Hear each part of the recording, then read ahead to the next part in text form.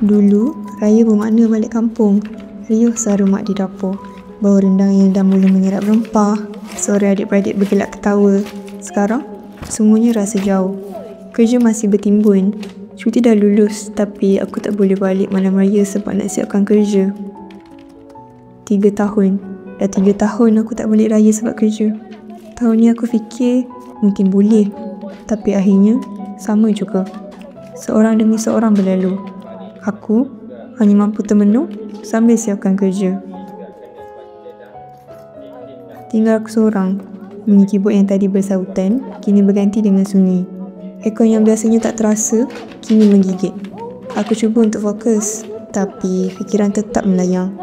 Dulu aku fikir, tak apalah lambat sikit, raya tetap raya. Tapi bila seorang demi seorang keluar sambil ucap selamat hari raya, aku mula sedar, raya tanpa keluarga, walaupun cuma satu petang, tetap terasa panjang.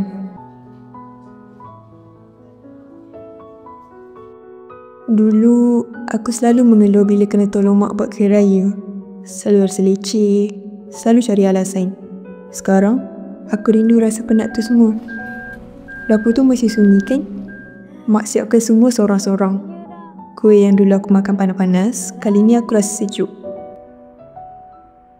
Ya Allah, tahun ni aku dapat balik, tapi tetap tak sempat malam raya.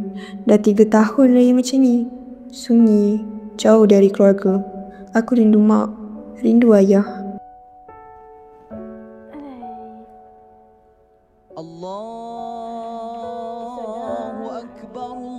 Tapi sekarang aku seorang. Bertemankan takbir bergema di MTV. Cuma ada pinggan yang aku lock, entah untuk siapa. Apalah mak abah buat kat kampung. Video call lah. Assalamualaikum mak abah.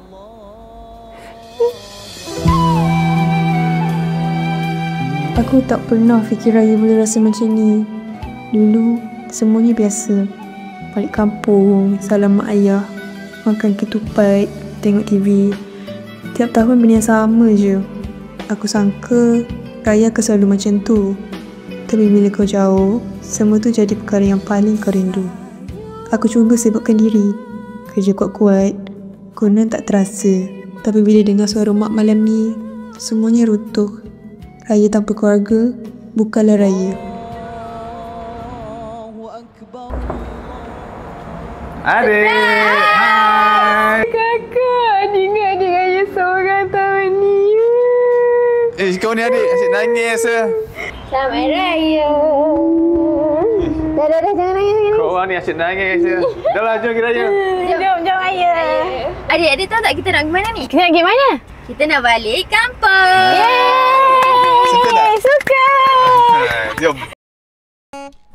Kadang-kadang, hidup buat kita rasa terperangkap. Sibuk dengan kerja, kejar masa, sampai kita lupa apa yang paling penting. Tapi raya selalu ada cara dia sendiri untuk mengingatkan kita bahawa tak kira sejauh mana kita pergi, keluarga akan tetap menunggu. Rumah bukan sekadar tempat, ia adalah orang-orang yang buat kita rasa kita milik di situ. Dan dalam dunia penuh kesibukan ini, pulang tetap akan jadi hal yang paling berharga. Dan itulah yang paling bermakna. Selamat Hari Raya!